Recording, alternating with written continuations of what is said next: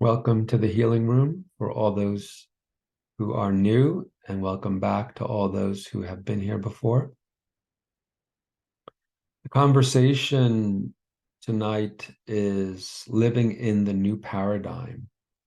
And anyone that knows me or has worked with me has heard me talk about this new paradigm.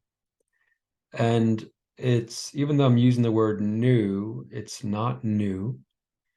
It is simply a frequency of energy that exists and that's available to all of us if we are vibrating at that frequency. So every day we have the choice of how we are going to be in this world. It's our mind, it's our thoughts, our actions. So we're the ones who are actually running the show. And so to make this distinction between the old paradigm and the new paradigm. The old paradigm is operating in fear, worry, stress, in this delusion of duality, the external world versus my internal reality. As opposed to the new paradigm is stepping into a reality of unity consciousness, of oneness, what I also call the miracle paradigm, because there is a flow in this paradigm where everything unfolds with ease and grace. What seems to be miraculous to the old paradigm of struggle and strife, but it's actually not miraculous. It's simply the way of life, the way of being, because it is that frequency where our needs are met as we ask, as they arise. That which is needed in each moment comes to us because we are part of the oneness. We're part of all of existence. But in order to get there, we have to first realize I'm operating in a belief system that's way too limiting for me. This old paradigm is just not working for me. I'm tired of struggle and strife. I'm tired of not having enough money, enough energy, of not having my health, whatever it may be. I'm tired of feeling like a victim, going against others, defending myself, fighting the world, fighting institutions. That's the old paradigm. And that paradigm is dissolving.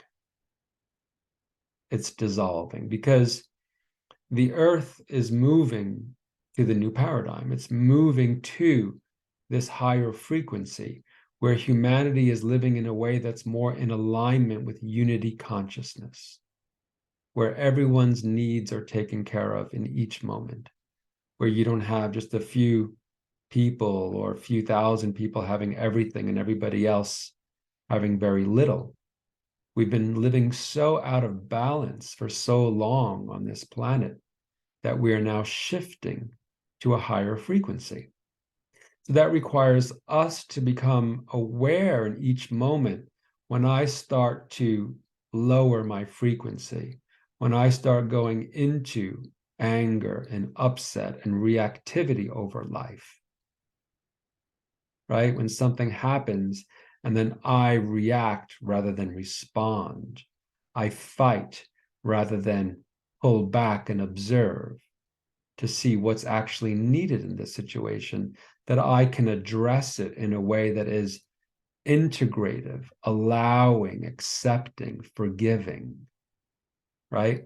That is the movement from the old paradigm to the new paradigm, from holding a lower, dense, third dimensional frequency to a higher frequency, from lower personality aspects, right, like fear and judgment, to higher soul qualities like unconditional love and acceptance. So it's a 24-hour job, 7 day a week, to be aware of my thoughts, my thought processes, because whatever I'm thinking, I am generating. Thought creates form. Thought is energy. And that energy goes out into the world and creates my reality. So that which I am thinking, that which I am feeling, is projected from this field of consciousness that is our own. And then the external world reflects back to us everything we believe about reality. So if we don't know what's in our subconscious mind, because the subconscious is running the show, all we have to do is observe our life and to see the patterns that keep repeating themselves over and over again. And then we get to see from those patterns, oh, I have a belief of X, Y, and Z because I keep attracting these types of people or these types of experiences. So if I want to move to a higher octave, I'm going to then have to shift my thought patterns, the way I am living inside of myself, because the way I'm living inside of myself is how reality is reflecting back to me. Right? Contemplation number 2 is there is no outside. There is no outside. The outside is simply me. It's my movie that I'm projecting upon. I wrote it. I'm the screenwriter. I'm the director. I hired a cast of characters. They're all speaking my words. So that's the gift of understanding that everything is energy and I am vibrating at a certain frequency, and that frequency is generating my reality and my experience in the world. And so if I want a different experience, if I want to go to a higher octave, I'm going to have different thoughts, feelings, perceptions, which means I'm going to have to integrate the shadow of the external world. I'm going to have to integrate what is presented to me rather than resist it. This is a key concept to understand, that I'm going to have to take in to myself the shadows that are presented to me, and I'm going to have to transmute them.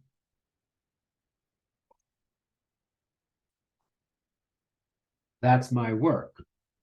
Because as I transmute the shadow outside of me, which is not outside of me because everything external is internal, but this is how the ego sees it.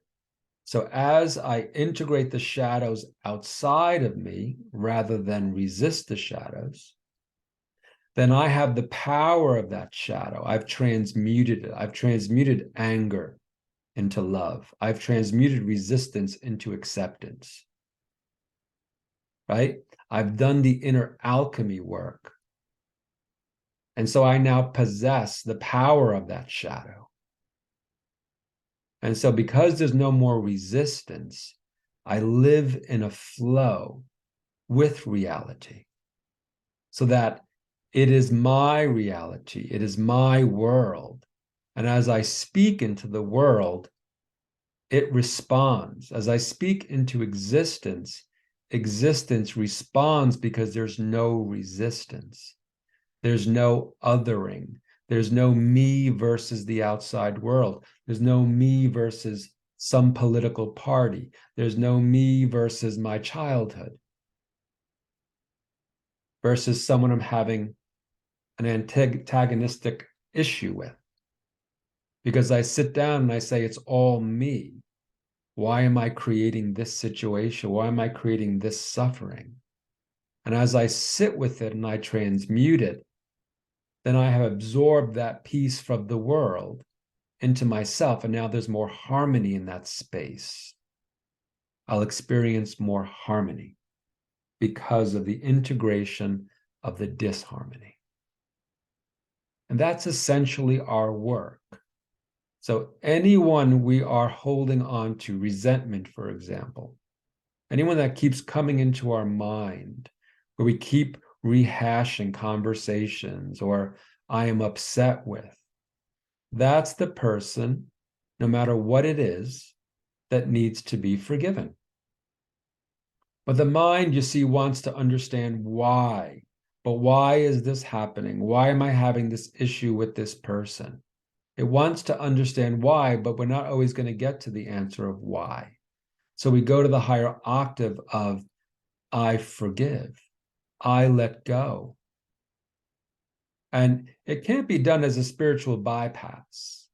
It has to be real. It has to be in the heart, where you truly accept the person exactly as they are. And anytime there's any angst or any contraction, you go back in again and you do more work, more forgiveness work, more acceptance work. Because who are you actually working on and with? That person, that external thing, is simply a catalyst, not the cause. That's why we use the external world to inform us of the work we're here to do. We use the prompts to understand where I am caught, where the glitches are in my consciousness, where the shadows are in my subconscious. So by forgiving the external, we're actually forgiving ourselves. Because again, there is no outside. It's all me. It's all an aspect of me. And so if it's all an aspect of me, anything I'm doing to anyone else, I'm doing to myself. So if I'm harming someone, I'm harming myself. If I'm loving someone, I'm loving myself.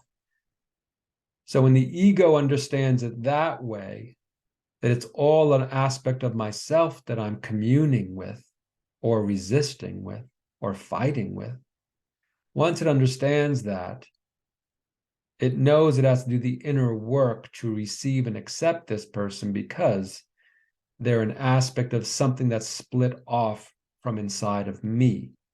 And these things that we split off from perpetuates duality and suffering, the old paradigm.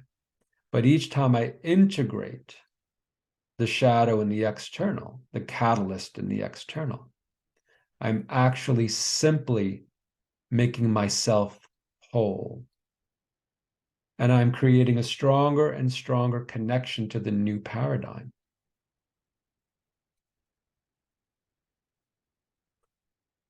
There's an example of that our thoughts create reality. When I was in my 20s, I had a teacher that I would do sessions with. And after one session, I got really pissed off at whatever she said or whatever she did. And I hung up the phone, I went to my garden, and I was pulling weeds and I was just cursing her and yelling at her and angry at her, and just like I was livid. And I came up afterwards, and there was a message from her on my voicemail. And very sweetly, she said, "Hey, Joe, my guidance is telling me that you're sending psychic dogs my way. I just wanted to let you know. Have a great day." And I was like, oh my gosh. She received my negative thoughts. And psychic dogs sound like they could do some pretty good damage on someone. And so I immediately called her back and I apologized profusely. And she said, "It's okay. I'm protected."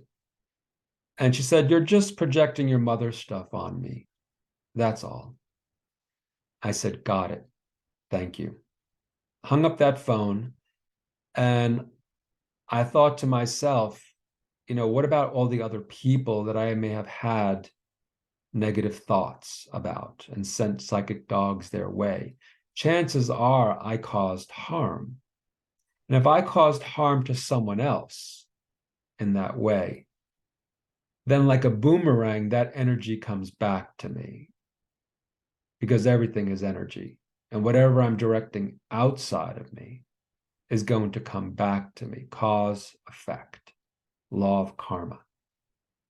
And so from then on, I really took precautions to watch my mind and to really direct it properly. Like, what is the issue here? What are you upset about? Rather than blaming the other person.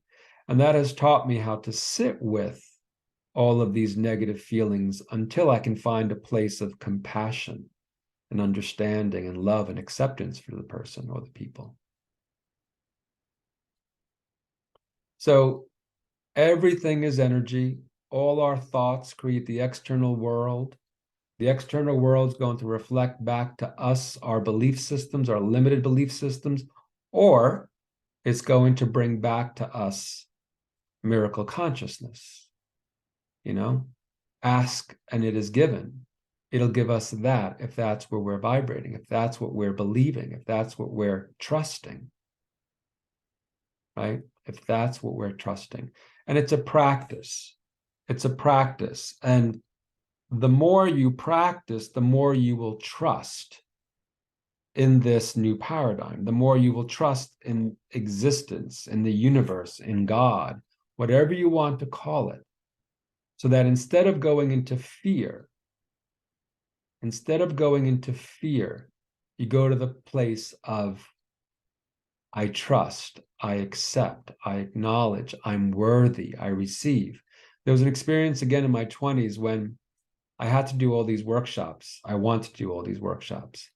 And I didn't have any money. So I said, listen, I want to do these classes and I don't have any money. What do I do?